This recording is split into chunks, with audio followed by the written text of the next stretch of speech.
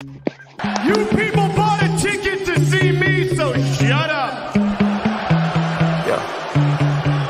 Sometimes I get so mad there's no control. Ladies and gentlemen, just in case you live under a rock, I might you grab are a bat, looking I at the don't know, my youngest rap, my and blood fastest boils rising over like, star in oh God, here professional goes. I wrestling lost all today. feeling from my head to my toes. You said some shit that I can't let go, so just stay tuned for the rest of the show.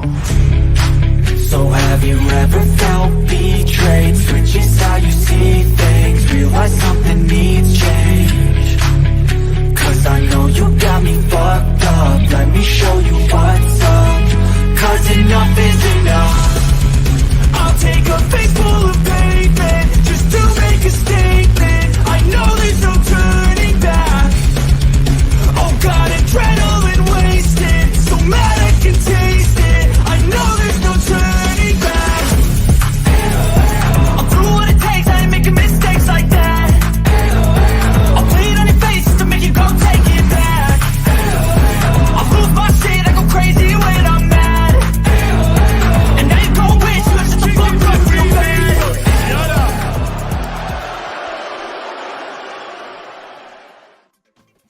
Ladies and gentlemen, boys and girls, children of all ages, we are here with the most electrifying, most tantalating podcast of the world. We are the Heel of the Ring podcast with the host, the Export Jedi, the main man Heel, and Adam, the Diff Man. Salute, fellas. It is the AEW night. Double nothing. What is up, folks? The more I think about the show, shut up. You're making it worse because the more I think about the show, the more it pisses me off. If you think about it, they had MJF and the basically the curtain joker, the first match. All right, so let's get right into it. Double or nothing. Yeah, We're gonna break down all the whole card here. I know it's a little late. We'll go a little bit rapid fire, but we'll give our thoughts and into A little we late. Yeah, a little late. Yeah, It's a little late. Because I went from tired to now fuming. The more I think about this card, yeah. At least your anger will keep you awake. Your anger will fuel you and keep you awake. Anger leads to the dark side, and the dark side of the force. So good. Well, we're going right into the buy-in. We had Hookhausen taking on Tony Nese, Mark Sterling. It was what it was. It was just a feel-good match. We saw Danhausen get the pin. Hook allow Hausen to get the pin. 1, 2, 3. It set the card. It set the card off. It set the mood. Real quick, what's your grade? Heel. What's your thought on the match and your grade? I didn't watch the pre-show. I never even watched the pre-shows unless it's like something like really big, like I don't know, like Goldberg versus somebody. I don't know. Okay, so you pass on that. I know, Adam, you didn't watch it, did you? No, I only tuned into. I tuned this pay-per-view very late, but we'll get to that. No problem.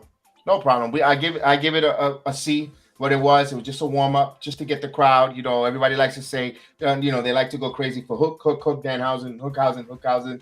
It served its purpose, and it started right off the bat there. And of course, the main card starts. Pay-per-view goes on the air. Everyone is wondering, will he be there? Will he be there? There was so many reports. There's been a flight out of Vegas back to New York. He did not show up to meet and greet anybody, any of the Hammond-Agers that paid $100 to go visit him and see his autograph. He was too big above and beyond. And that were the one we're talking about. Maxwell Jacob Freeman was taking on the Warlord. Of course, a lot of stipulation around. Warlord. I have a question. Do you think there'll be more refunds? Do you think there'll be more refunds for the meet and greet or this pay-per-view? Wow. They had their biggest star be the opening match of I'm not gonna curse. Yeah. Of arguably your biggest pay-per-view of the year. He didn't even go in the mid card. You're the opening match. And arguably our biggest feud. No. You know what? I will say our biggest feud. The feud I look forward to every week on Dynamite. Yeah, the match started and MJF did show up here. To my surprise, to everyone's surprise, this is why you have to calm down. You had every ringside writer, Wrestling Observer, David Meltzer, Baba Booey, Frank Flintstone, Tim McCarver. He left. You relax. That's why I don't pay attention to a lot of the crap that goes on with Naomi and Sasha. Nonsense from all these so-called experts. They're just a bunch of ham and eggers, just like ourselves. They just throw shit against the wall and see if it holds. That's my we opinion. threw shit against the wall, but in the main event, we'll see what came true. I mean, this is a match. This is the feud that got more TV time than Punk versus Hangman. It did, and I told you guys, not to like I said you guys. No. I said the feud and the chase was phenomenal.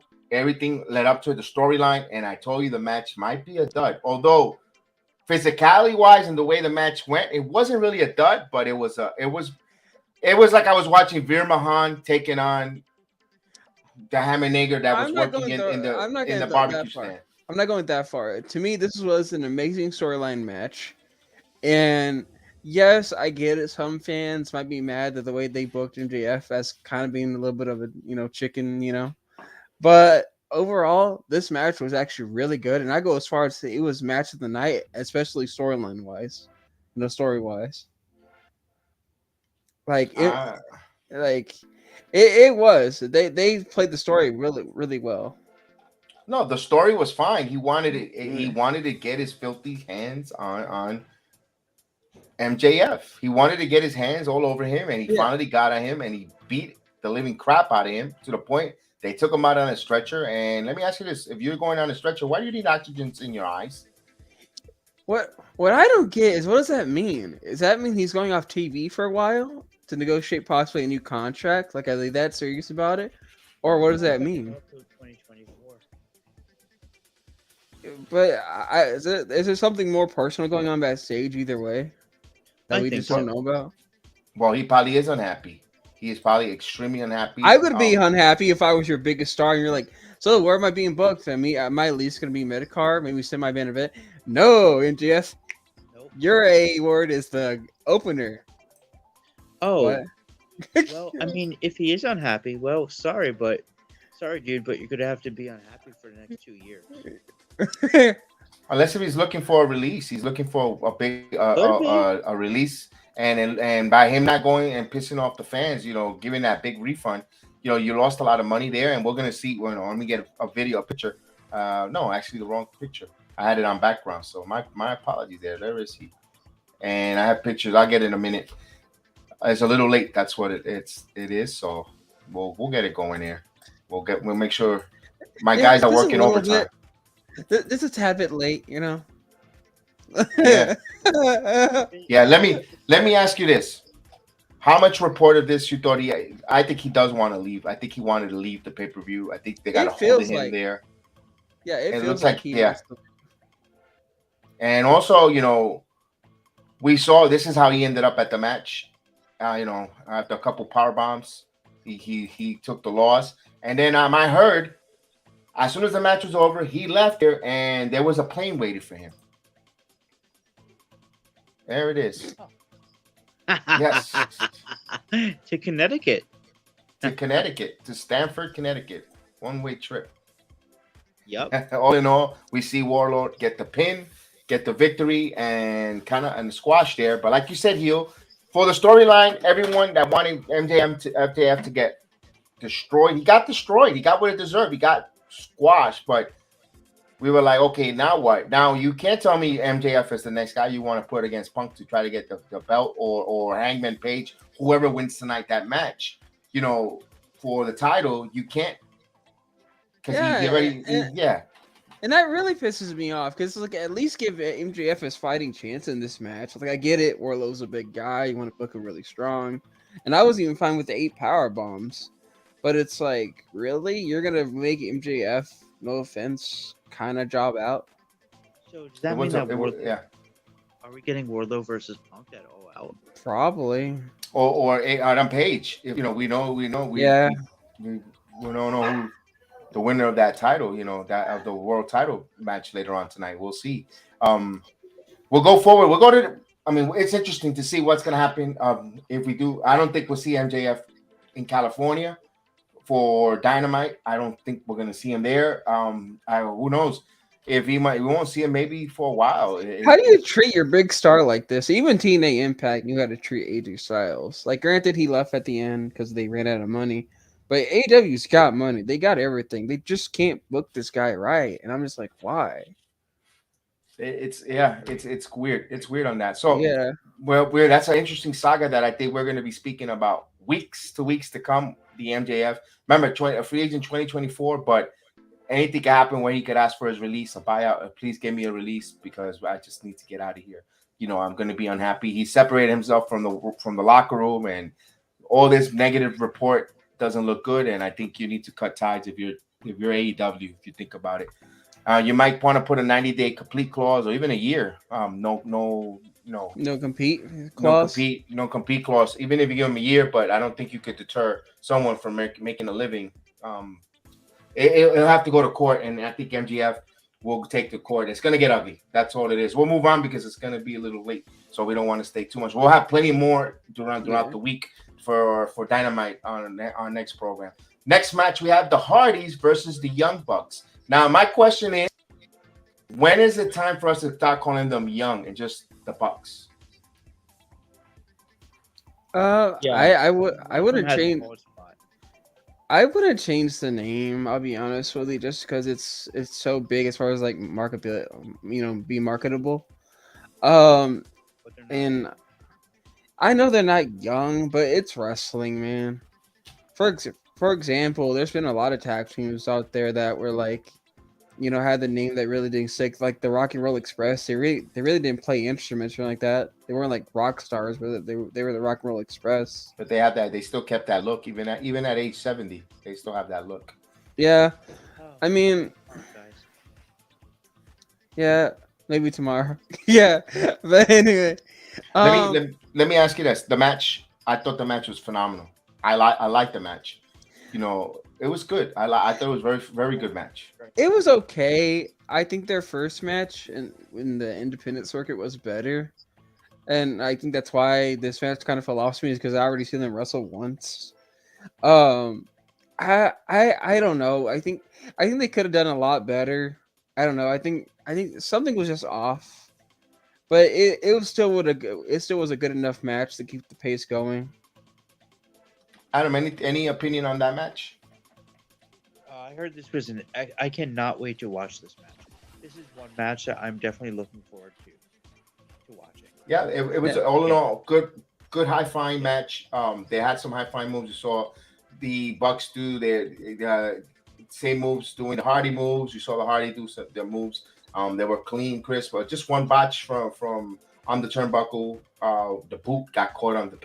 Other than that, but oh no, there was a few botches in this whole match. Not just this card, but throughout the whole entire card. Yeah. But all in all, I thought it was good. I thought it was a decent match. I liked it. I thought it was a good match. For their second time ever in the ring all together. First time independence where no one saw right before they returned back to WrestleMania. If I'm not mistaken, really not. And this isn't the major promotion the first time. I thought you know what? It was a very good match because this is the first time they worked with a lot of people watching them. And for that, even though there was a few botches, it was all in all, I could still say it was still a strong match. Before we could move on, I wanted to bring back the MJF, how he got taken out on the stretcher. They put the nose piece in his eyes, the oxygen in his eye, in his face. Yeah, another botch. Yeah. Oh yeah, I forgot to get the ratings. So Wardlow MJF, just because the story, I'm gonna get it probably like a solid A. Okay. And for the Hardys Young Bucks match, probably a solid like maybe B-. I don't know. Something was just off for me for it, but it was good for what it was. No, I'm with you there. I give the Marty a B+. I wouldn't give it an A because of that a couple botches there. The Warlord match, I'll give it a B-, a B+. I wouldn't give it an A because it was such a screw job. You don't know if it's a squash by the company to the talent, or because we wanted Warlord to squash MJF. But with all the nonsense outside the ring going on, you start getting facetious, and you're like, are they doing this on purpose to bury this guy? So that's true. That's why. That's the only thing that took away from it. Yeah, I'm just a sucker for storylines. I think a lot of wrestling fans are, so that's why I give it an A. But yeah, I agree with you there. Next up, We have the TBS championship match between Anna Jay and Jade Cargill. A lot of things happen in this match. First of all, both ladies, competitors, Anna Jay was very impressive in my opinion. Although the match wasn't a real good, clean match because you could still see that Jade Cargill has a lot of wrestling to learn. She is Lash Legend-ish. Like if you watch NXT Lash Legend, this is Jade Cargill's version of Lash Legend. They need seasoning. There, yes, she is a physique woman, a big woman, strong woman that does a few. She has a few good moves in her repertoire, but all in all, not a solid performer yet. I know at times it'll grow with her, but Anna Jade from the Dark Order did a phenomenal job here.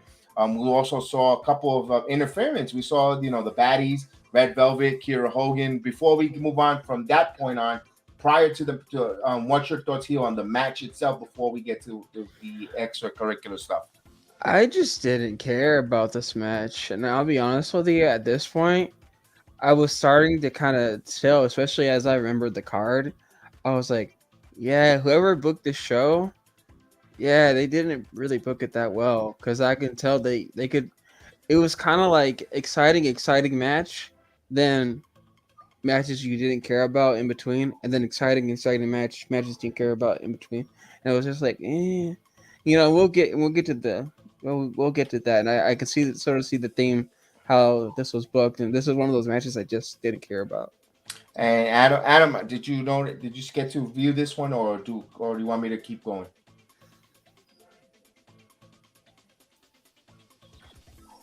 Wow, man of a few words, man. Love it. Yeah. Phenomenal. Well, we There he is. Sorry. Oh shit. Okay, sorry about that. No, you're good. You're good. We were just talking about Jade Cargill. I am the mute button. Yeah. Did you get to see any of that? The Jade Cargill match? My mute button just turned heel on me, man. Yeah, no, I got nothing for this one. All right, no problem. So Move we'll move for a moment. Before the match, we saw some interference here, and all of a sudden we have a newcomer come out. And not only did we also saw the former manager. Well, we don't know if he's still the former manager, but the pipsqueak that hangs around Mark Sterling come out, try to interject himself for Jade Cargill, and lo and behold, the one and only the Mr. John Silver comes out and he interferes and he gets Sterling and puts him in a pot and puts him in a brain buster on the mat, and he's pumping up to the crowd and he's loving it, and he's getting a huge pop there for the little guy. Boy, it looked like those two little guys going at it, man. Yeah. Wow, phenomenal. It's like, wow, are we little person wrestling returning to AEW. We need Long John Silver versus CM Punk all in. So then all of a sudden, we get a newcomer. We get a newcomer, formerly known as Michael Bivens from NXT, now goes by the name of Stokely Hartwell. He comes in for the ladies, for the baddies, and all of a sudden now the baddies, now it's a 2-on-1 situation with Anna Jay, and all of a sudden, behold, Kris Statlander comes out for the save, and it's still a numbers game, and lo and behold, we get a newcomer. And of course, just like AEW's Total Fashion, Tony Khan, if you you have a post and you worked in your resume say WWE, you're hired. And of course, we see the one and only Athena. Athena joins, and now she's part of All Elite Wrestling. And of course, we got Jade Cargill gets the win. She just did her finish. We all knew it was going to be a win over Anna Jay. Like you said, you wasn't invested. You didn't like it. I said, you know what? This is copy, paste, rinse, and repeat. Typical AEW. Let me take from WCW. A new wrestler. Let's sign her. Let's get there. Let's see if we could get people pumping and rinse and repeat. Heel, what's your thought on the whole program on that? At least there wasn't a big announcement this time. I mean, but yeah, I was just like, whatever, okay. So, I mean, at least, it could help the women's division, I guess. But I that yeah, you're right. I like Yeah. that because now you have Athena now, another good female wrestler to bring in to the women's Statlander. I think she is over because she has all the proper tools. She's tall, she's Yeah. strong physique. She looks like a woman, what a woman wrestler needs to be for them to put on the world title belt. Yes, they're just gonna have to do one thing, and that's find a way to make her different than any other female. Because you can hire the best female wrestler in the world, but if she doesn't have that one thing that makes her different, then what's the point of hiring her in the first place? So that's what But they're gonna have to work on. it's up to them creative, and I don't believe in them storyline or creative wise to help these ladies tell their story or get them over. And I hope they don't get lost there. And now they brought in some good talent, and I don't know how they're going to fit it with a 2-hour show and a 1-hour show, 3 hours worth of show. I don't know how they're going to fit all these. And no, really, let's face it, nobody watched Dark or Elevation at all. I don't watch. I don't know. I don't even know where to find it. First of all, Watch either. right. Yeah. So I mean, I ladies, feel like Rampage needs a second hour. Rampage just. my No, opinion, please.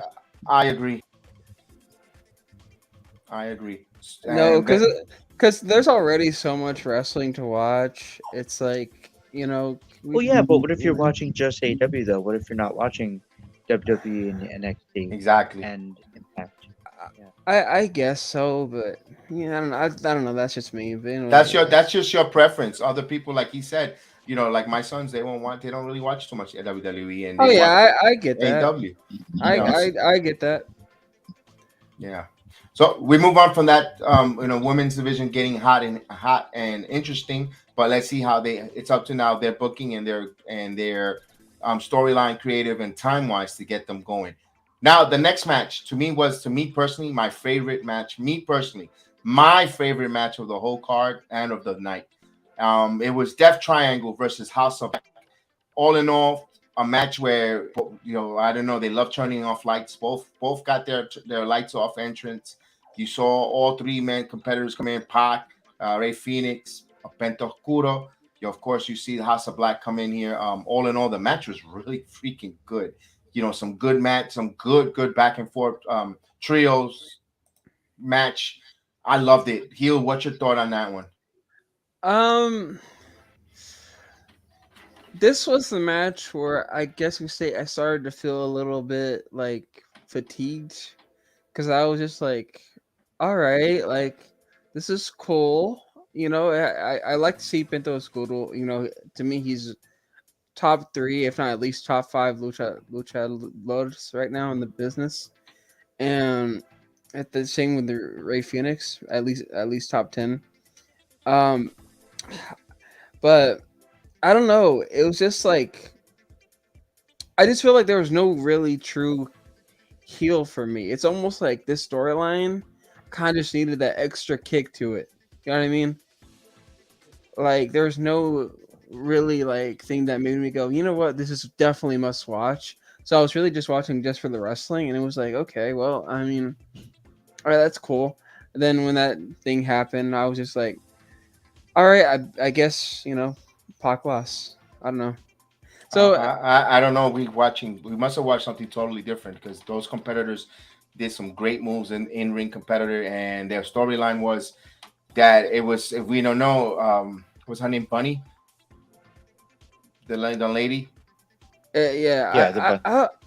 The bunny came out and she had a black mist in her mouth, and she sprayed. Yeah, she did. She sprayed Pac, who was going for his finisher and caused the victory for House of Black. But that's the storyline. Now she finally decided to join House of Black officially, and it was all a good fight. Rey Fenix, phenomenal. Penta Oscuro doing that powerbomb reversal, that powerbomb spin on the apron. You saw some great high flying moves. You saw wrestling move, not just high flying, because you know me, I like the high flyers, but when you give too much, I get nauseated. I'm like, yo, enough. Let's get some good matches. But all in all, it had a balance. It had a little bit of everything. You had strength, you had wrestling, you had good 6-man tag, in and out, clean. It was, to me, the best match of the night, personally. And personally, I do not like too much of the luchador wrestling. I do like it, but not too much. I think it's more like a carnival act, but that's just for me. I digress, but I loved it. It was just, especially after the ladies match, and it was like, you know what? It was really good. It entertained. It was like, yes, let's do it. I loved it. I personally enjoyed it. Yeah, for me, it was just like eating like nice tamales. It was like, yeah, it was good. It was missing that extra spice in the meat. Again, that's the best way I can compare it to. I don't know what you're looking for on that spice, but Yeah. I mean we watching different things, but we agree to disagree there because Yeah. Let's face it, this is the high ceiling for all this group for Death Triangle and Officer Black. They're not going to be considered entitled, unless they finally make a trios title. But other than that, they're not going to be tag team. They're going to keep going pretty much in the storyline with. And this is the high ceiling for them, and they delivered. This was their WrestleMania big moment for this group 6 group here to be put in the top stage without a title, without winning a title, and they entertain us as a whole. And I think they win more fans. But let's face it, this is their ceiling as well, and they delivered with an A+ in my opinion on the match. All right, nice. All right. Adam, did you want to chime in on this one, or Yeah, we'll move to the next one? definitely up to this point, match of the night. Maybe match of the entire night. He'll all say is, if you were fatigued at this point, then you got a long. Just take a power nap, man. There's a couple matches where you could have power napped because this was such a long pay-per-view. I know, and I can feel that already in this match. Kind of like, granted, maybe I do need to go back and watch it, considering I was already feeling like, oh shit, we got a lot to go through. But yeah, sorry for the cursing. Sorry, it's 1 a.m. It's all right. It's 1 a.m. It's all right. This is like when you're a Yankee fan and the Yankees are like playing the Colorado Rockies. And you have to stay up. And it's like, oh man, they're playing the Rockies tonight, and it's the 11th inning. Yeah, you're right. We'll move on to the next one. Was the first of the Owen Hart finals, the men's. You had Adam Cole versus Sloppy Joe for the finals. I like how you laughed, and he's like, "All right, I'm out." We all saw the Owen Hart final there. They had a nice table with a cup there, and all in all, the match, if you were fatigued like Heel was and you don't have coffee, you could easily take a nap, and you could take a nap because that match was a snooze fest. Oh my god. Okay, so when this match first started, I was expecting Adam Cole and Samoa Joe to be like, okay, I was expecting them to talk to each other, at a gorilla position or whatever, and be like, dude, okay, even though some of our matches haven't been great, this is where we need to just lay it all out, because we're about to have the last fight in the tournament probably ever, unless they decide to do it again, which they teased they might do it, or it was a title. I don't know. Either way, they might do it again. So I was expecting them to just be like, we have to put on a 5-star classic, or if not, at least a great match. And these two went out there and they just said, you know what? We're just having a normal match. And I was like, what? You're in the finals of the first ever Owen Hart Foundation tournament for the first time in this company. And if this company goes somehow 30, 40, maybe even 50 years, you're telling me that we're going to look back and be like, wow, this was the first ever match. What a disappointment. No offense. Adam? Yeah, I was definitely hoping for more, especially when I saw Joe versus Kyle O'Reilly on Dynamite.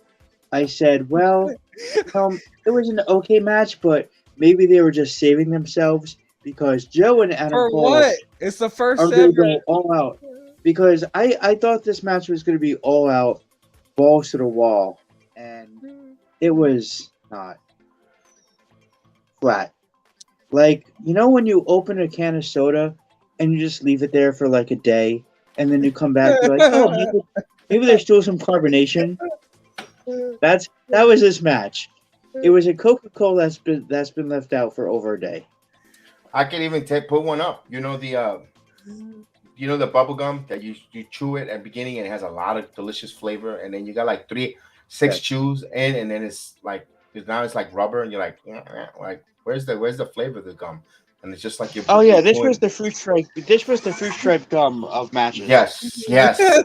You know, and of course, but I can say this one thing: Sloppy Joe. Usually, when his matches are always sloppy, his opponent somehow, some way botches moves. I don't know because he doesn't put himself in position to help them sell or when they do some moonsaults. But if you've seen the ABW here on the Here in the Ring podcast, Samoa Joe is in a lot of the botch matches. Not him botching moves, but his opponents because he doesn't help them sell it. And if he's the common denominator, he is Sloppy Joe. And no more. You cannot be part of the Samoans. You're not Samoa Joe. You're Sloppy Joe until you start cleaning up your act. I don't know why people go nuts with him. Personally, I think he sucks. And want to make things worse, and I hate to kind of go ahead, but not really. You can tell who was gonna win the Owen Hart tournament because all the winners were wearing what color? Pink, pink and black. All Yeah. the losers, they were not wearing pink and black. Wise choice. Yeah, Once again, I wonder, Tony Khan gives something away. I wonder who's gonna win the finals. Pink and black. Oh, And you were talking about Owen Hart. Man, kind of hard to choose. there you go, Tony Khan. Amazing. Yep, Amazing so we booking.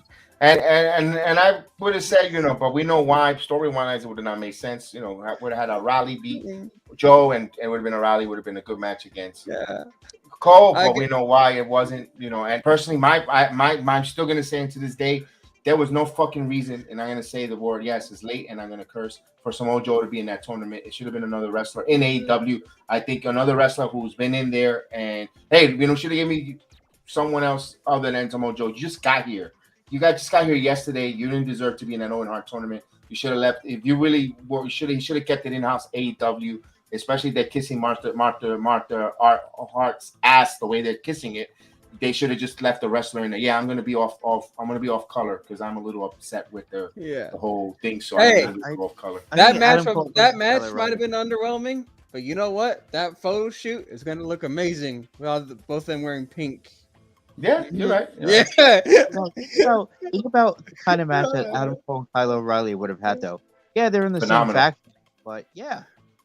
And you can shake hands at the end. At the end, Adam, they shake hands, a hug, and they can even point to Owen Hart. That's what Owen would have want. Hey, for freaking sake, Owen fought his own brother. Remember the storyline? I mean, Right. I mean, Oh my gosh, that would have that one so fit. That would have so fit. AEW, you copycat everything about WWE, and you're copying and pasting WCW. You could at least, and you copying even the matches, the sequence of the matches, the finishes. You couldn't copy that storyline. I mean, you did everything else. I mean, come on, it's disappointing. Sloppy Joe, keep him in the Ring of Honor, and I never hope I see him on a TNT or TBS TV. Period, in my opinion. Hey, don't insult Sloppy Joes. They're amazing. Okay. Well, you could have him. If you're honoring Owen Hart, you don't want to point up.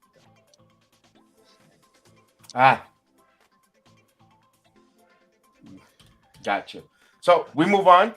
We have a winner in Adam Cole, and now we get the women's. We got the women's tournament, and of course, Dr. Britt Breaker DMD comes out with some old fart with a guitar playing to her entrance, and he comes out. That was cute, like in the words of Heel. Then Ruby Soho, and of course, this is what I like. Ruby Soho, she had her group Rancid come out, and I love that. To me personally, I loved it. I thought that her entrance was the highlight, and it's going to be her highlight in the AEW career. What's your thought, Heel? Well, my thought process at first was like, okay, so maybe Adam Cole wearing pink was like kind of ironic, So I was like, maybe most of these ladies might not wear pink, but then I saw Britt Breaker come out, and I was like, oh my shit, she's wearing pink. Like, Soho, can you wear pink? Can you wear pink? And then she comes out in a normal gear basically. I'm like,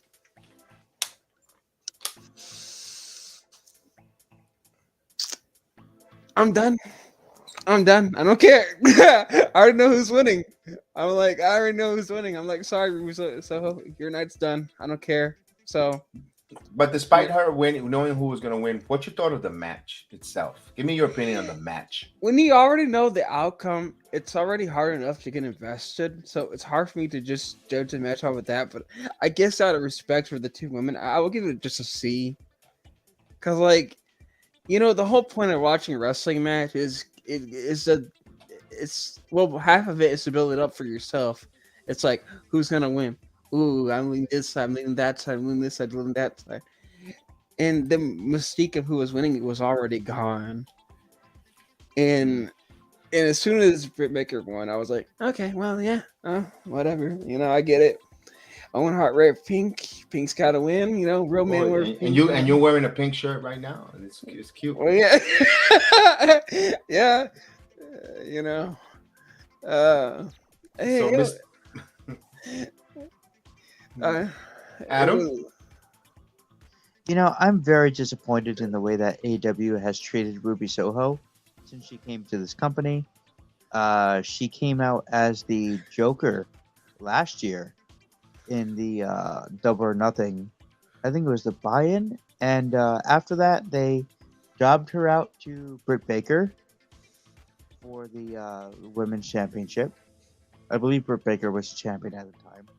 And she lost. And then after that, she didn't really do much of anything. She was just kind of just hanging around. And now she gets the opportunity again. She gets the opportunity this time to win the Owen tournament. And by the way, what do the winners get to the Owen tournament? We'll get that. We'll get that in this. We'll get that right this second. All right. Did your thoughts on that match? Okay. So with Rancid coming out and playing Ruby Soho to the ring, I thought that her winning was a lock. Which, nope, she as was wearing pink, a dude. Britt Baker DMD super fan, I have to say I was still a little bit happy that Ruby Soho was finally getting her win that I thought she deserved, even though it was over my girl, Britt Baker DMD. But when Britt Baker won, I was kind of like, I guess you're going to go back to doing nothing with Ruby Soho. Okay. I agree. I really hope they're not paying a lot of money for her because they're doing nothing with her. Yeah, you could, like they always say, and this is for you. I don't know if you're going to ever listen to this podcast or not. So Tiffany Fatu, Mercedes, aka Sasha Banks, that's your future. What happened to Ruby Soho if you end up going to AEW? Yeah, they're gonna hype you up. They'll pay a lot more money for Mercedes. Mercedes will win the world title on like the second night. Well, but all in all, Ruby Soho, those who think the grass is green on the other side, or the ladies in NXT who thinks that they have let me get out of here because it's gonna be better for me to go over there. No, because now they bought it now for Ruby Soho. What goes forward? They bought Athena now. Kris Statlander is really over. And matter of fact, they were thinking of, they wanted it. It was thoughts of changing. If Statlander was thought about winning this because the crowd was over on Rampage so much. They're like, we think we might have made a mistake in giving the match to Ruby going into, since they already, Rancid was already booked because Rancid early in the week gave it away. Remember when we did our podcast, I said, you know what, Rancid's going to be there live playing in person. And we're like, oh. And when they came to Rampage, they were like, I think we made a mistake. They had remorse on who was going to win that match. So what's going to happen to Ruby Soho? She's going to get buried. I'm sorry. I think she's going to just be buried, unhappy. And she kind of was already in a weird way. Yeah. She mainly was doing just mainly backstage segments. I think they did like a couple matches with her, but they weren't really doing anything that much. And what didn't help her heal was her match with Britt Baker. She botched it. Can you at least do the freaking sharpshooter correctly? I mean, it was the worst sharpshooter I ever seen ever. Yeah, Bret Hart, just don't watch that sharpshooter. You'll probably be like, no, it's like this. Okay. Oh my God. He Yeah. goes, even he's like, I'm crippled and I could still do the broad stop shooter better than that. It was Probably. bad. It was bad. Yeah. So Yeah. we get Dr. Britt Breaker win the title, and now they mention it on camera. Tony Schiavone, they're now a couple, and they're now both of them come out. They're gonna get rewarded. I thought this was gonna be for Wednesday, but they did it that night.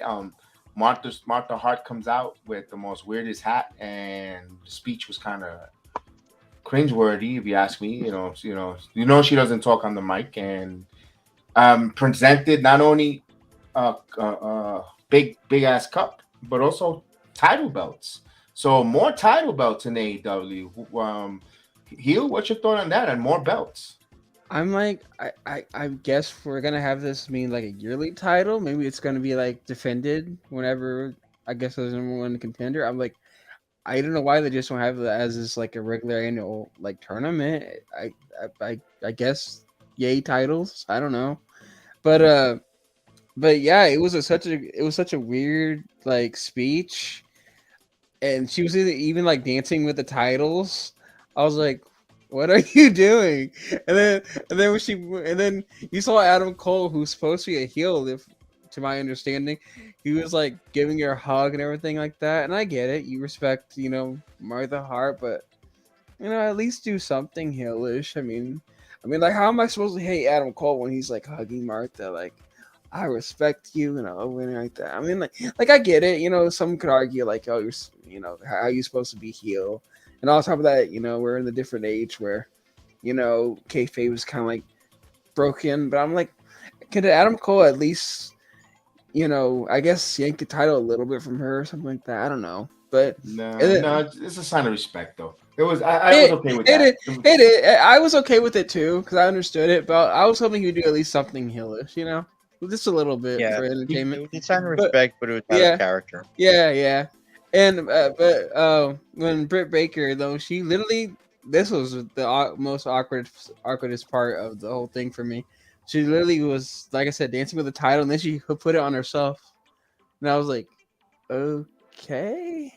And then she finally gave it to Britt Baker, and I was like, all right. And then I felt like that pig from the scenes, Porky Pig. I was like, that's all, folks. Yeah, not that one, but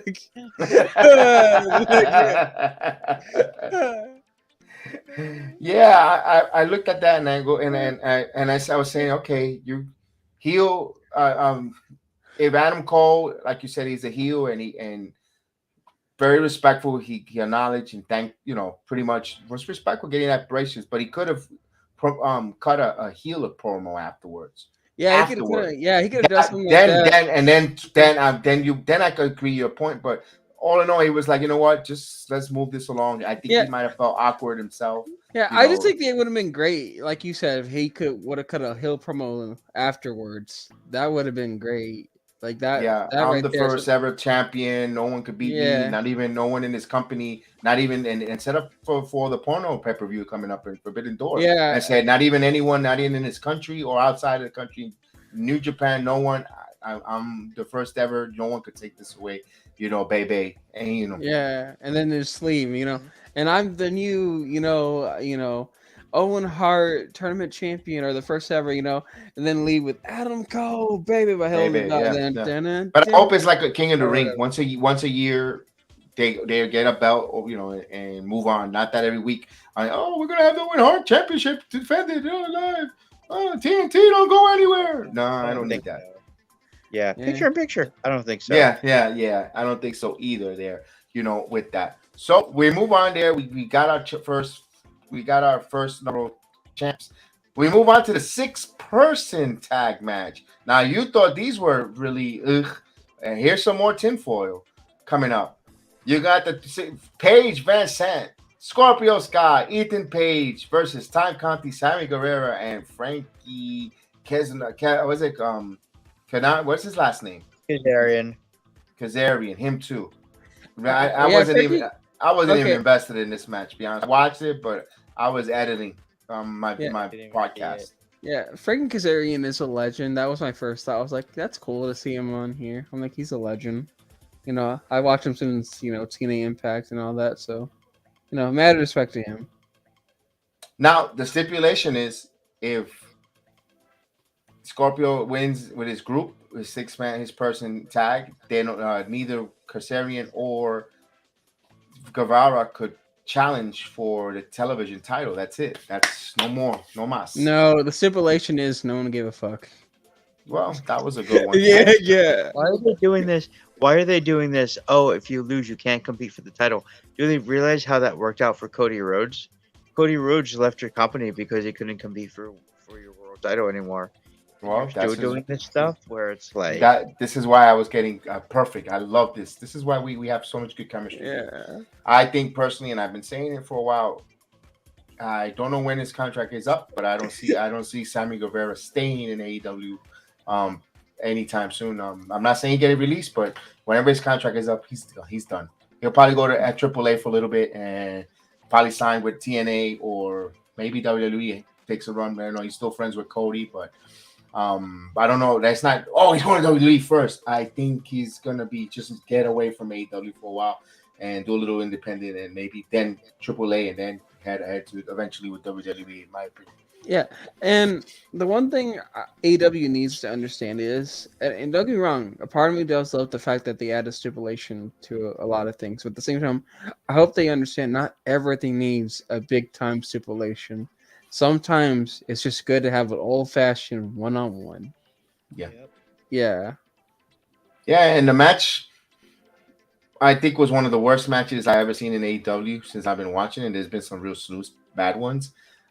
This was bad. It was just I don't know. It was just bad. It was just bad. I'm like, man, can this finish? I mean, and the thing is, these competitors all were good competitors individually, but collectively they were terrible. No chemistry, no. And my God, the costume designers in AEW for the ladies.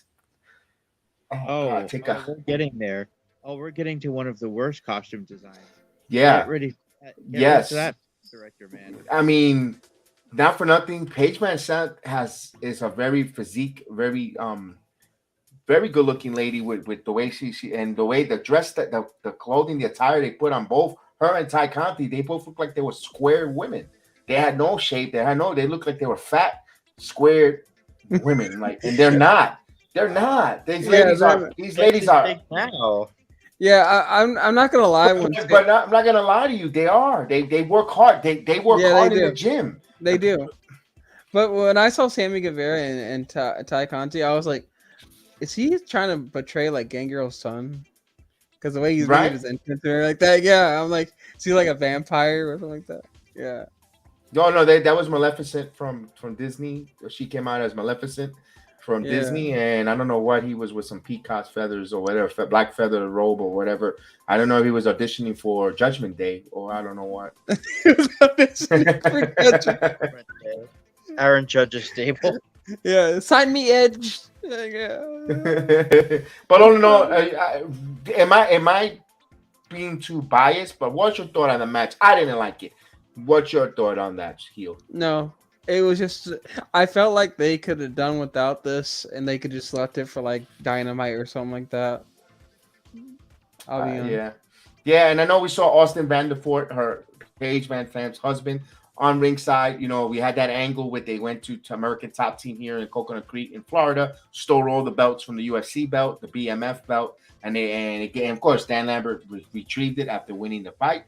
After they win that match, they retrieved it. Hopefully, that's it. Let's see what moves on here with Scorpio Sky, who's very talented. Let's see. That whole storyline is kind of iffy. Eventually, AEW, Dan Lambert, I know you've been good and all. Just go back to MMA world. Go.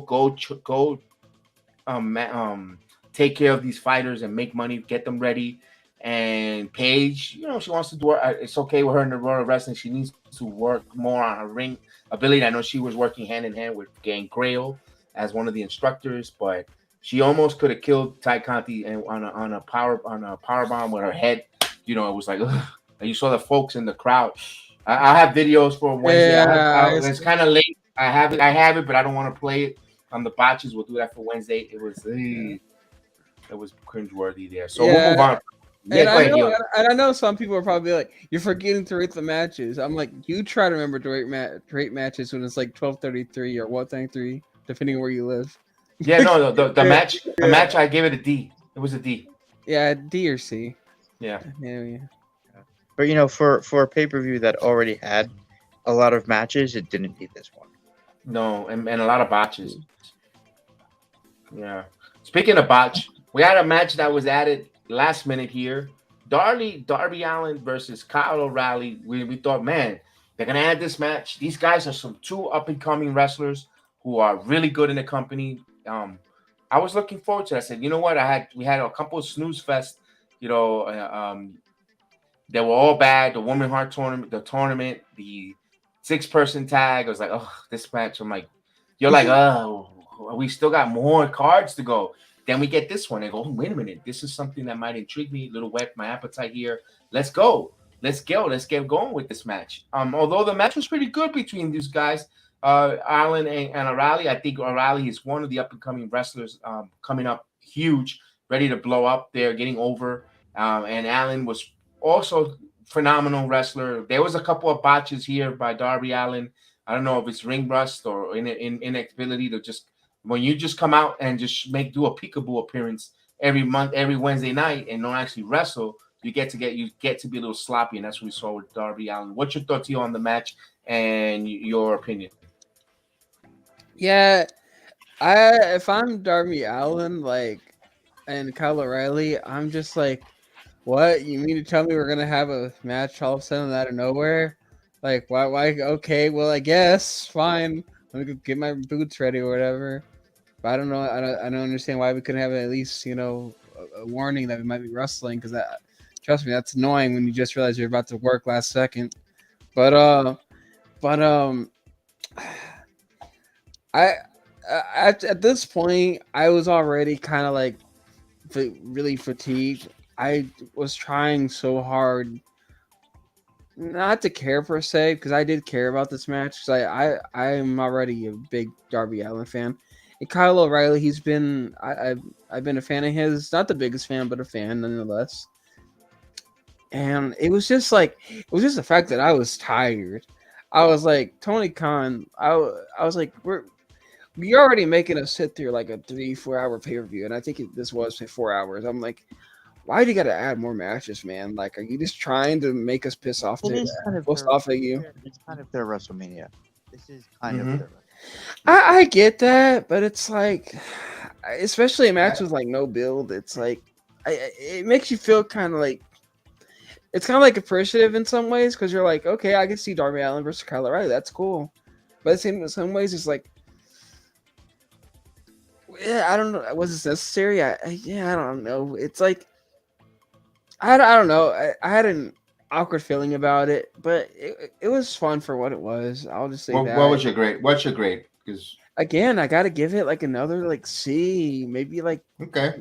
Yeah, just some of the C out of respect, because like again, a lot of matches on this card are honestly going to be a C, because it was because of the booking, like a C or D, right. Because again, it was so awkwardly booked. The matches that needed to be in certain spots are not in certain spots, because you know, it like I said, it was like exciting, then a long drawn out like boredom, and then exciting, and then long drawn out boredom, and then you know it followed that rhythm, and it's like, how can you expect us to keep up the energy at home? Yeah, if you're out there in the crowd, maybe it's easier for you to have like more energy because you're seeing it live. But for us at home, it's different, because we're watching this being like, we want something to really keep us tuned in, because let's be honest, there's a lot more distractions around us. And on top of that, it's Memorial Day, so maybe there's good food out there, maybe there's something good to drink, maybe your family's here and you want to spend time with them too or talk to them. It's like, we want something to really care about, and then you're just giving us this bad booked card. No offense to Tony Khan and everyone like that, but that's the truth. We want something to really care about, and you just...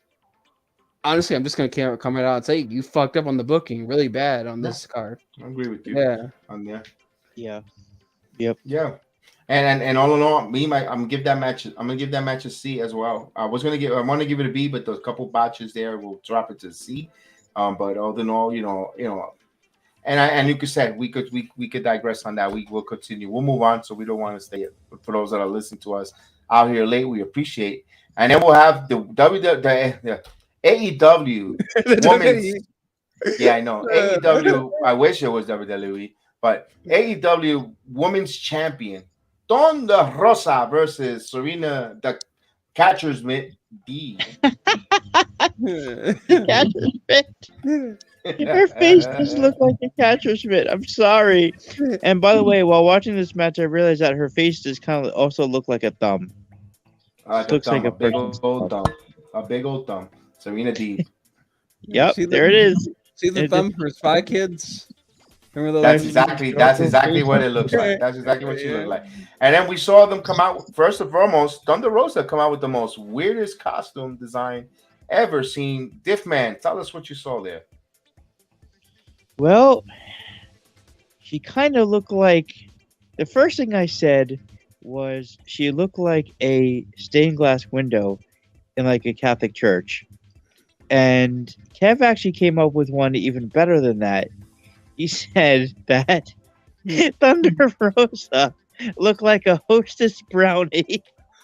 Little Debbie's. Little Debbie's. A little Debbie's brownie. Oh man. With I was sprinkles. rolling. I was rolling for that dude. Yeah. This was a very interesting costume choice by Little Debbie. I mean Thunder Rosa. I don't know why she chose this costume, but it's getting weirder and weirder. As for the match itself, I thought it was just okay. Heel. I felt like this match kind of gave me a decent pick me up because, and granted, maybe it was kind of my uncle too. Oh, wow. Maybe- Wait, are you sure we were watching the same pay-per-view? Hold on, I'm gonna tell you right? a little bit. I will tell you why though, because I was watching the match and I was still kind of like fatigued. But then my uncle popped in and he's like, "Wow, look at Thunder Rosa. She is actually like, she's actually looks cool and stuff like that." And I was like, "Yeah." So we just started talking about the match, and he's like, "Yeah," and I like how they had the Mexican flag there and all like that. And I was like, yeah, and then I just started to get more and more into the match because my uncle came in and started talking about Thunder Rosa. And I was like, okay, I mean, and then when he left, I was like, wow. So I was like, AEW can actually get a lot more Spanish viewers if they keep her as champion. And I believe they did. And I was like, okay, then. I'm like, I guess talking to my family about wrestling actually gave me a little bit of jolt. I'm like, okay. Granted, if that didn't happen, maybe I still would have been like, but I need a Mexican What was family. your grade on that match? Well, with my uncle, it turned into like a D plus, but without it, probably a C mince, something like Okay. that. I thought the match was a little too long. I was like, oh, please, can we end this match already? We get it. The ladies give them some time. But I go, you know what? And then after the match, I said to myself, well, you know what? They needed more time because usually when they get booked at the 9:30 slot on Dynamite, they only got 10 minutes or they go over it and then they got a stupid promo. And let them have it. Let them eat cake, in the words of Leah Antoinette. And Let them eat Hostess. Let them eat Little Debbie's brownies. yes, let them eat. And I'm glad Thunder Rosa won the belt because I don't see any pop in Serena Deeb if she would have won. If she would have won the title, personally, I don't think she would have had any pop. But I'm glad the right person won, and I give that match. I'm gonna give that match a C also because it was just like a little too long, all in all. But we move on now. We moved on into the anarchy or the shit show in the arena. We had a whole mess of people here. The Jericho Appreciation Backstreet Boys come out. And John Moxley, Bryan Danielson, Santana, Ortiz, Backstreet's back, all right. and Eddie Kingston. I'm gonna go with Adam. Adam, first and foremost, what you thought about this? Just the match on a whole. Everything from the wardrobes, from the suit, from the Okay. Backstreet Boys appearances. Break it The down. back, the da da da da da. Okay. The costumes and the entrances were probably my favorite thing about this match. After that, it was downhill. It was nice to see Dean Ambrose in the audience again.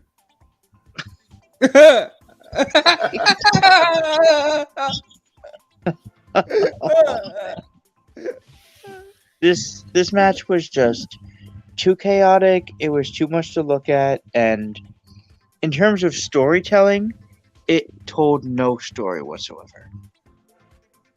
I mean, Yeah. Tony Khan. You want to talk about being a great storyteller?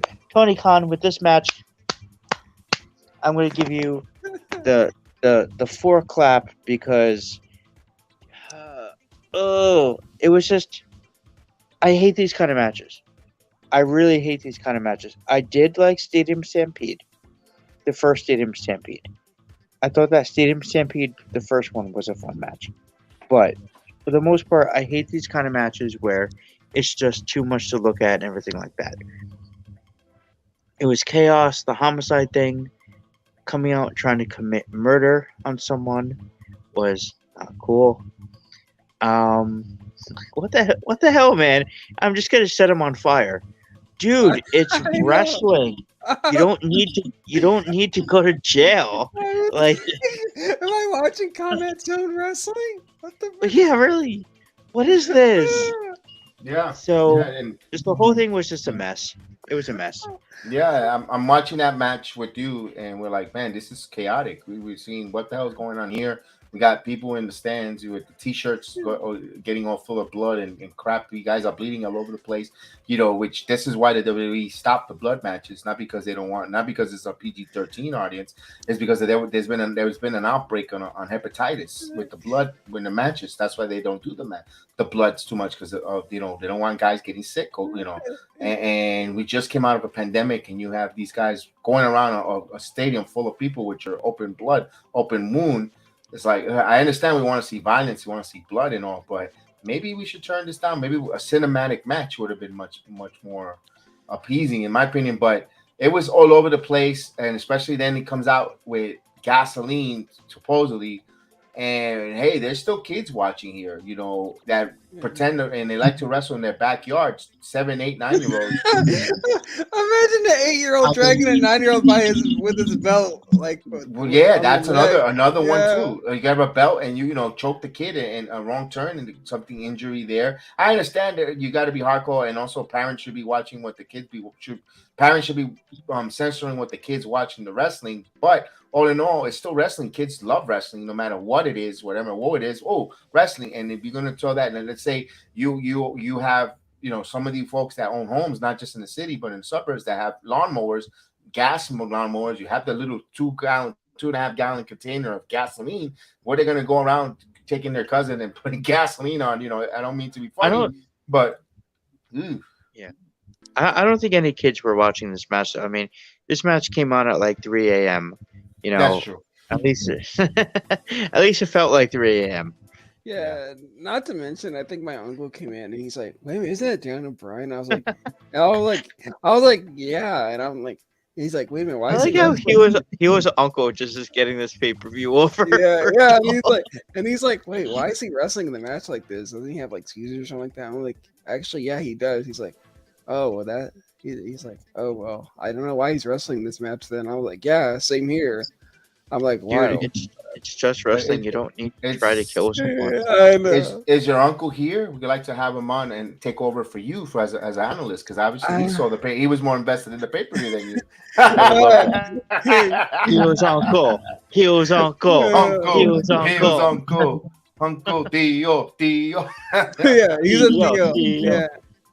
Yeah, he's a Mexicano. Yeah.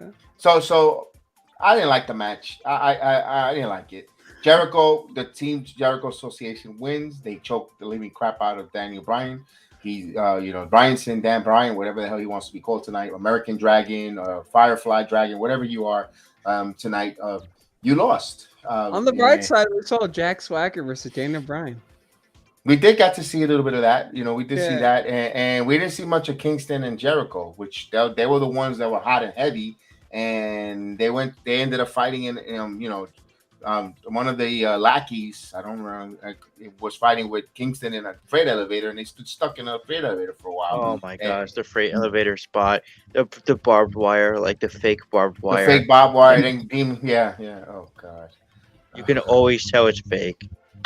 And then Dean Ambrose gets, of course, thrown on there because he doesn't deserve to be called Moxley tonight. It's Dean Ambrose.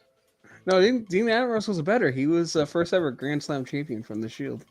All right, so we'll say Don Moxley. But only no, I didn't. It's like, it's like, all right. Thank God it's over. But here's another fun match, though. To be honest with you, was the AEW Tag Team Championship match, and believe it or not, I actually enjoyed it, even though it was a triple threat. You had Jungle Boy, the champion, with Luchasaurus taking on Powerhouse Hobb, Ricky Stark, Swerve Strickland, and You Suck Limited Keith Lee.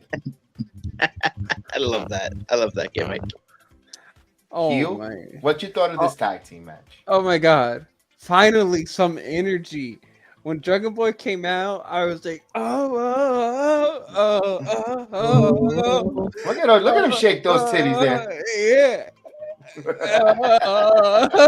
I was like, let's go. I was like, finally, something. He left the ring after dark. After dark, man. It is after dark. I was like, finally, some freaking energy, I've been waiting for this. I'm like literally, no one cared when Keith Lee came out. Like, I don't think anyone did, if not little. But as soon as Jungle Boy came out, the roof, at least to me, felt like it came off the place. And even I was like, yes, let's go, Jungle Boy. I didn't even care about Christian this time. I was just like, I want some energy, dude. Christian, everyone, just go in the back. All we need is Jungle Boy right now. And I was really pissed off when I literally felt like Keith Lee and the other black guy were gonna win this match. Oh my gosh! Swerve Strickland. Yeah, come on. Yeah, because Jungle Boy literally did I think it was a moonsault to the outside or something like that, and Keith Lee caught him. Yes, and I slammed him on it. Yeah, and I was like, "Don't you know? No, bad Keith Lee, bad." And then Jungle Boy and Luchasaurus pull it off, and I'm just like, "Oh, thank you." I'm like, we need Jungle Boy, even if it's with the Luchasaurus. We need Jungle Boy on TV every Dynamite. And every pay-per-view, yeah. Tony Khan, don't you fuck that guy up. He's a treasure that you. What was your grade?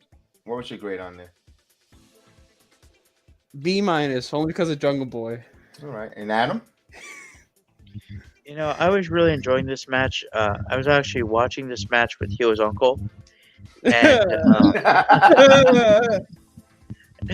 I have to say this match was like a C+ for me until Hio's uncle came into the ring. And started giving me like soup. He did like a Three Amigos to me on my bed. No, but seriously, I thought it was a pretty entertaining match. I'm happy that Jungle Boy and Luchasaurus retained. Very happy, but at the same time, even though I was happy that they retained, I was hoping that they would do something at the end with Christian, because they've been kind of building towards a Christian turn. And now that they retained, I feel like they kind of screwed themselves that they can't really do that now. Enjoy the positivity, Adam. But why would Christian, like, it doesn't make any sense for Christian to turn now. Now that they retained. If they lost, he can still do it down the line. You probably could do it down the line.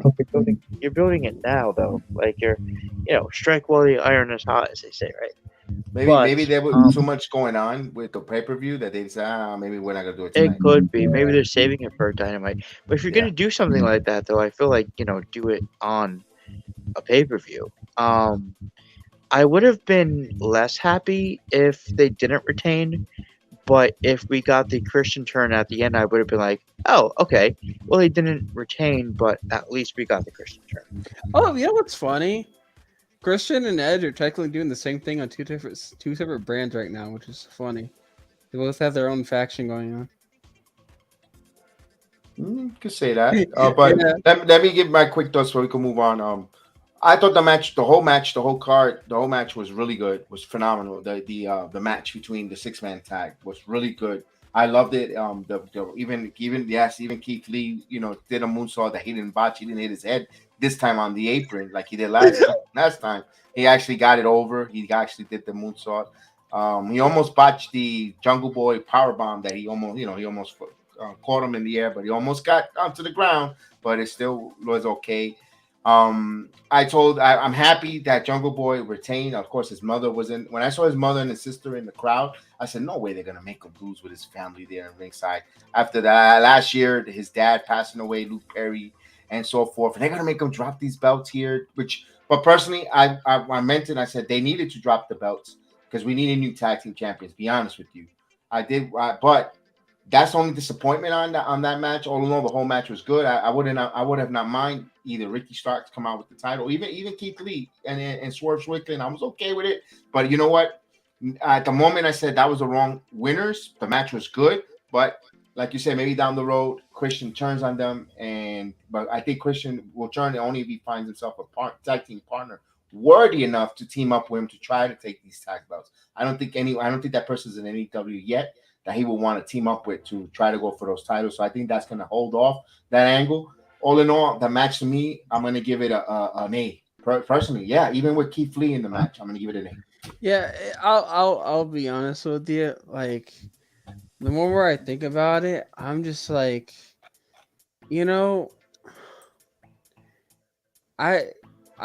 if Christian turns heel, like, I just want to see Jungle Boy versus Christian though. Like, sorry, but I'm sorry, but Luchasaurus, he just doesn't like have that, I guess you say, Jungle Boy effect, And on top of that, like, this is mainly for Tony Khan. Right now, you're botching with MJF, and if MJF leaves, you got one other guy you can try to build, and that's Jungle Boy. Please don't mess this up for AEW fans. Because Jungle Boy, besides MJF, is arguably your second most over wrestler. And don't you dare. Darby Allin. Yeah. Well, yeah, you can argue Darby Allin. And AEW fans, don't dare argue with Wardlow. No. Oh, no. Wardlow is over. He's over because of MJF. Let's clear that up. Okay. Yeah, that's helping. Your most over wrestlers go like MJF, Jungle Boy, and then I guess Darby Allin is third. Then Wardlow is like top maybe 5 right now. He's climbing. Yeah. He's climbing. Let's see how this next feud goes. Point is, Tony Khan, don't mess up with don't mess up with Jungle Boy, please. Yeah. We'll see how Jungle Boy goes on moving forward. Now we finally, after 8 hours later, no intermissions, people in the stands hungry. They missed the early bird special out on the Vegas Strip. We finally get to the heavyweight title match: Hangman Page versus CM Punk and his stupid music. We see them, both competitors, come out to the ring. It was 12:11, 12:13 in the evening, in the morning. It was late when they came out. In the morning when they came out, and I was like, let's see how long this match went. The match went 18 or 21 minutes exactly. The match was for a heavyweight and main event. What a snooze fest, that was bad. What's your thoughts, Adam, on that one? This match, I think, started at about 4:18 in the morning. At least it felt like it. I think when this match started, the sun was coming up out my window. Here comes the sun. It was already Monday morning when this match started. So the match itself, I have a lot to say about this match. First of all, there was a botch by Punk. Oh my God! Yeah, I remember that. Yeah. And he just kind of sat there like, oh, whoops. Well, I guess I'm still going to get paid millions anyway, even though I watched that. match itself was boring. I wasn't really too invested in just the story of the match. Didn't really feel like they told a great story. In terms of the finish, could I give it away? I mean, I kind of Yeah, gave it no, away go for it. No, no, Oh, give it away. yeah, We yeah. want to, I botched. we want I to know, close. I know, I Yeah. botched like an hour and 15 minutes ago, which It's the review, Adam. You can It's say seems okay. like a It's long, okay. And seems if like a long anyone's time watching ago the now. review, if they're watching the review, Yeah, they so already CM know what happened. So CM Punk won the AEW Championship, and the first thing I want to say about that is we waited for so long for Hangman to win. They built up the whole Hangman beating Kenny thing because Kenny had it for over 365 days, I think, and they built up Hangman so much. A guy who's been there from the beginning. Hangman has been there for the company, for AEW, since day freaking one. And not day one-ish, Usos, but actually day one. And this is how they treat him. Now, I know that every time you win a title, you eventually have to lose it. I get that. It's wrestling. You can't hold on to titles forever, ladies and gentlemen. But this is a guy that has been with the company since day uno. And they job him out to CM Punk because the next pay-per-view, hosted by AEW, not AEW and New Japan, not the porno pay-per-view. But next AEW pay-per-view is going to be in Chicago. So, are we going to have our champion going to Chicago? Well, there's only one guy, and that's CM Punk. So screw Hangman. Screw the guy that's been there since day uno. We paid millions and millions of dollars for CM Punk to come in here, and we give millions of dollars, and we rolled out the red carpet for this guy, and we brown nosed this guy, and this guy came out every single Dynamite, every single Rampage. I'm sorry, I know I'm taking up a lot of time right now, but I'm very No, go passionate. ahead, man. Oh, go for it. Go for it. Yeah, Take your pound of flesh. I'm very passionate about this I don't blame you. because he come out to a stupid music every Dynamite, every Rampage. And here he comes out with another punk rock shirt and his stupid gray beard, and he looks like he's about to take Tim Allen's place in the Santa Claus franchise. And they kiss this guy's ass, and they do everything for this guy. And it's like, whatever CM Punk wants, that's what CM Punk is going to get. And CM Punk wanted to win the world title. I'm sure of it. So this is what we got. And Hangman is going to get thrown to the wayside in another forgotten AEW title match. Another forgotten AEW title reign. AEW made a big mistake tonight by putting over CM Punk, in my opinion.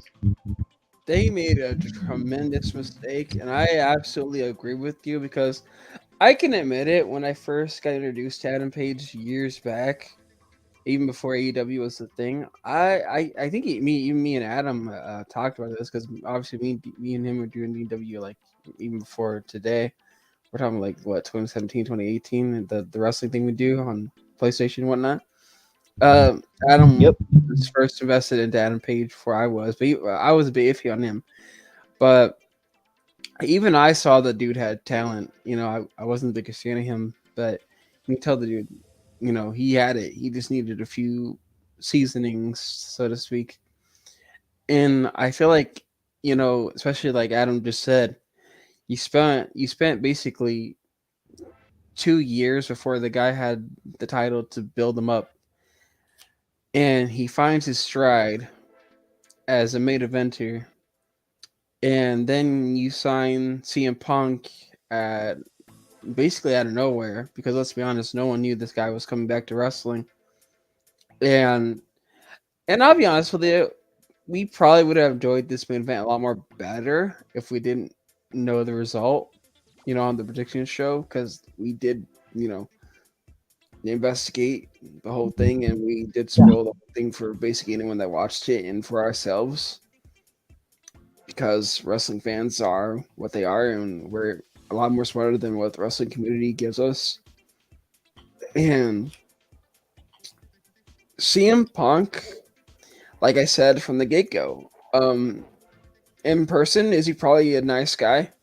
Probably, but at the end of the day, and I said this to Adam, and I'll say it again, the guy will not do wrestling unless he gets exactly what he wants. I mean, the dude literally complained about facing The Undertaker because he wasn't in the main event at a WrestleMania one time. So it wouldn't surprise me if he's told AEW, yeah, I like this money, but I will not fight with your company unless I'm guaranteed an AEW championship run. I wouldn't be surprised if that was in the clause, and it just ironically happened to be against Hangman Adam Page, who is an AEW original, which again, like Kev always says every week, why don't you push the originals, the guys you actually should be building up instead of pushing the WWE guys, because it doesn't make any sense. It doesn't help your company. Part of having any organization, not just wrestling, any organization, is learning from their flaws. Why did Impact fail? Why didn't it stay as big as it once was? Because they push WWE guys over their TNA Impact originals, like, ironically, Frankie Kazarian, like Christopher Daniels, like AD Styles, etc. They kept pushing the Kurt Angles, the Booker T's, those kind of wrestlers. Hulk Hogan. Yeah, Hulk Hogan of all things. And we're talking like early 2000s. We're not even talking about 90s Hogan. I mean, Granite Impact wasn't the thing, but you get the point. It's like you need to push the AEW originals before you even think about pushing the WWE guys first.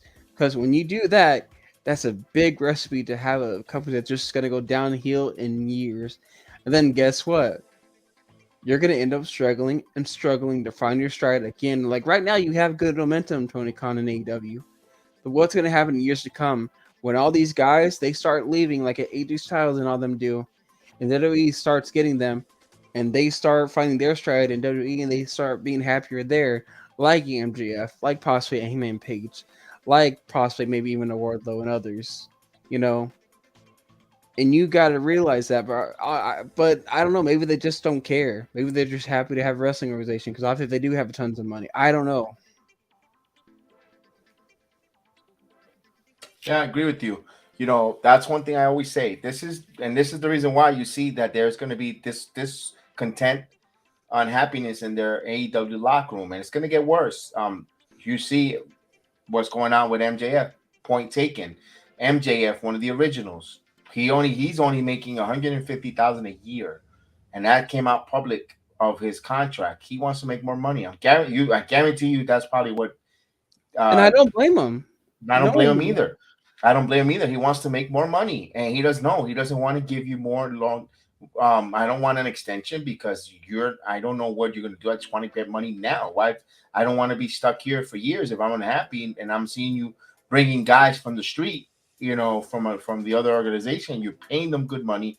You're booking them better matches. You're treating them probably better backstage, and your originals that we help you build this from the ground up. You are not taking care of us. Darby Allin, where is he? He was at, oh shit, we forgot that we had Darby Allin. Let's put him at. We got to give him a match. That's what it looked like.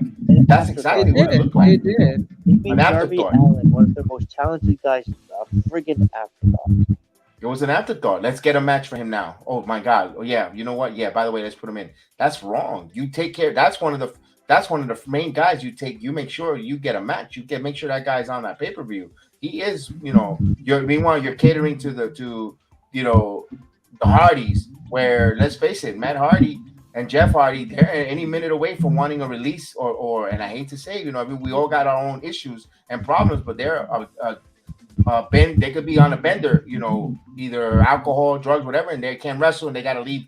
WWE, AEW can no longer perform. Meanwhile, you're getting them over and you're pushing away good tag teams. You're burying good tag teams and not getting them that spot. And because you're chasing these 45-year-old has-beens.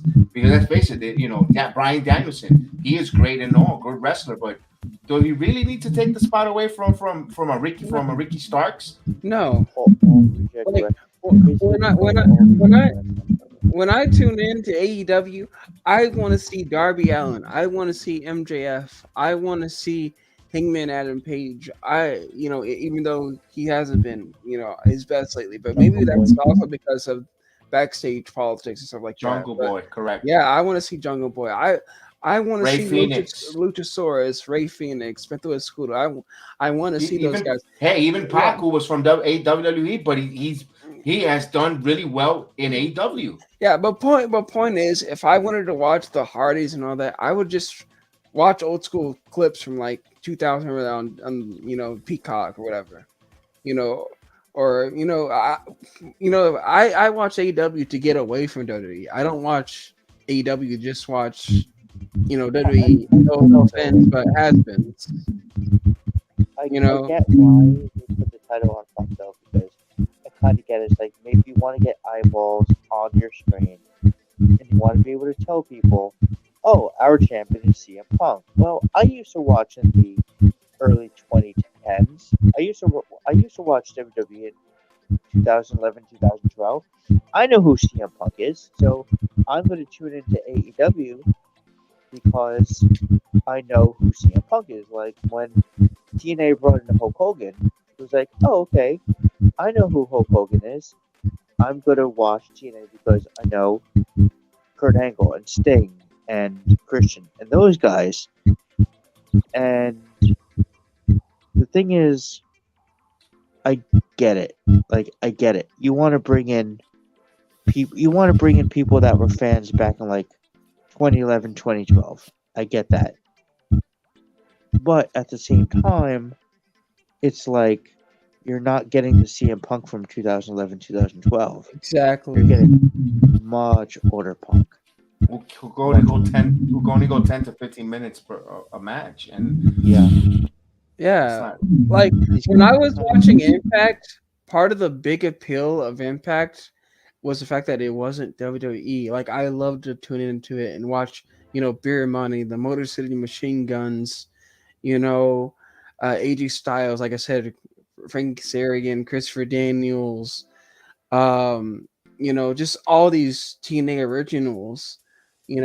It felt like it was only my show too, because I felt like no one else was watching, even though a lot of people obviously were, because it obviously stayed on there for a long time in its prime.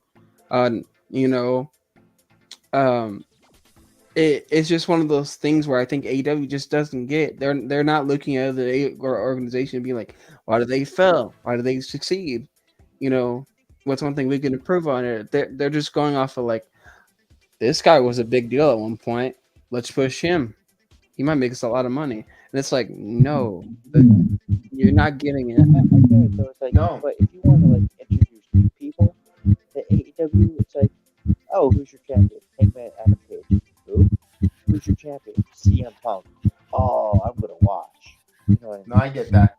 Yeah, but like you said, this isn't 2011 or 2012 Punk. This is Punk. Like. He still has a cachet to his name, but let's see how. Before we're gonna be wrapping up in a few minutes, in a couple of minutes. Before we go, is his name has a lot of cachet, CM Punk, because especially he left the wrestling business for over 7 years. He's returned now. He has a champion. They could build that storyline. I could see why you could put the title on him going forward because of that, redemption story. One thing about this country loves a redemption story. A guy who walked away for a personal reason, just had enough and returned. Now he's a champion again. Now it's up to AEW writer, promotions, and team to really capitalize on his title range. Because if CM Punk has a lackluster AEW title run, the way Page, Omega, and Moxley, because guess face it, those champions, all their title runs suck. Only Jericho had a real good title run, and all of them suck. I didn't like neither one of them. Then it's the and then it's AEW's booking and the creator team, and they're not going to be long in my opinion.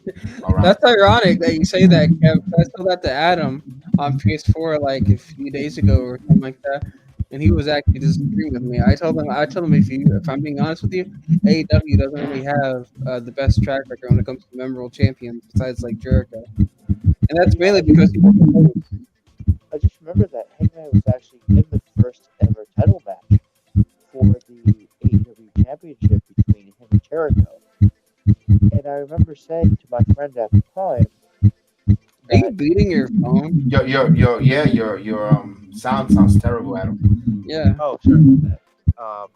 I was saying to my friend at the time that I thought it was a good move putting the title on Jericho because they were in a position at that time where they needed to put the title on someone that had name recognition. Yeah. So because they needed to put it on someone that has name recognition, they put it on Jericho, not on Hangman. Hangman eventually wins the title, and then he loses it to a guy that has name recognition. Yeah, we'll see how that goes there. We'll call it. All in all, let's go real quick, rapid fire before so we can get. It's 2:15 a.m. and I appreciate everyone listening to us. Let me ask you this: what's your thoughts on the pay-per-view card itself? Give it a grade. Adam, your sound sounds a little bad, but give us the grade. Overall, I'm going to give the pay-per-view a C+. C plus. Okay, Adam. Heel. C+. It's really hard to grade this pay-per-view, but I'm gonna give it like a C minus. All right, C minus. I'm giving it a D. I thought it was bad. I thought I wasted my, a lot of my time. And I still watch. I still cover AEW. Don't get me wrong. Like I remember when I was skating and I was criticizing it before coming in the air. My son told me, "Why watch it? Why bother covering it if you don't like it?" I said, "No, it's not that I don't like it. There's better. This could be better. Let me face this. When I saw Double or Nothing, the first Double or Nothing 3 years ago, it was really good. Last year was really good.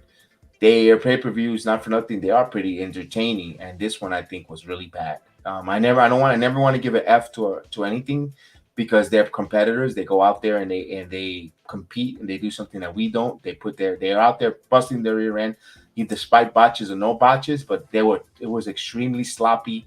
All in all, their matches were sloppy. A lot of botches up and down the cards.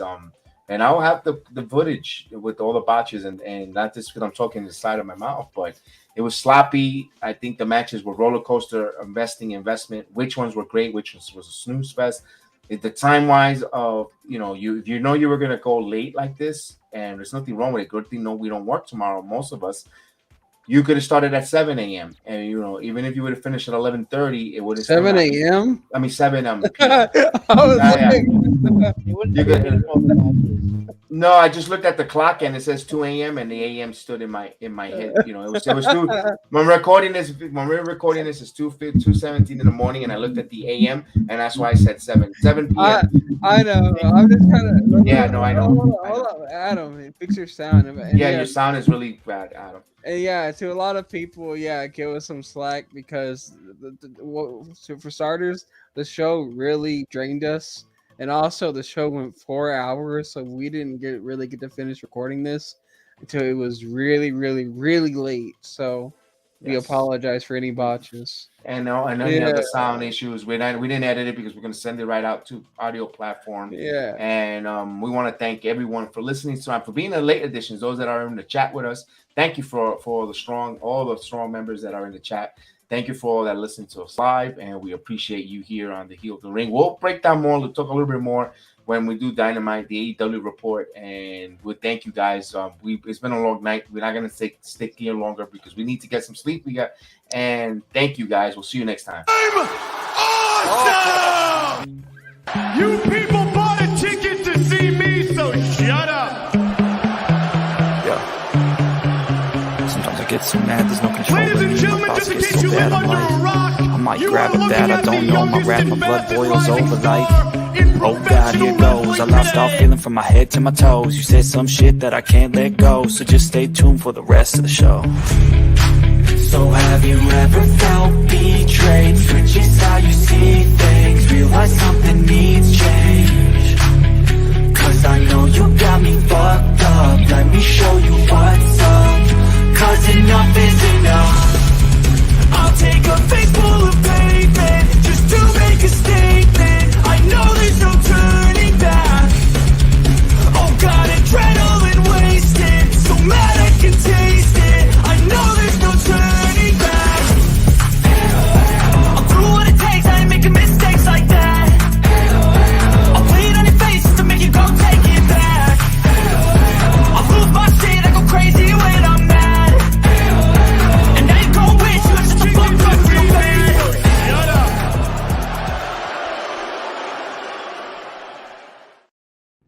Bye. Have a good night.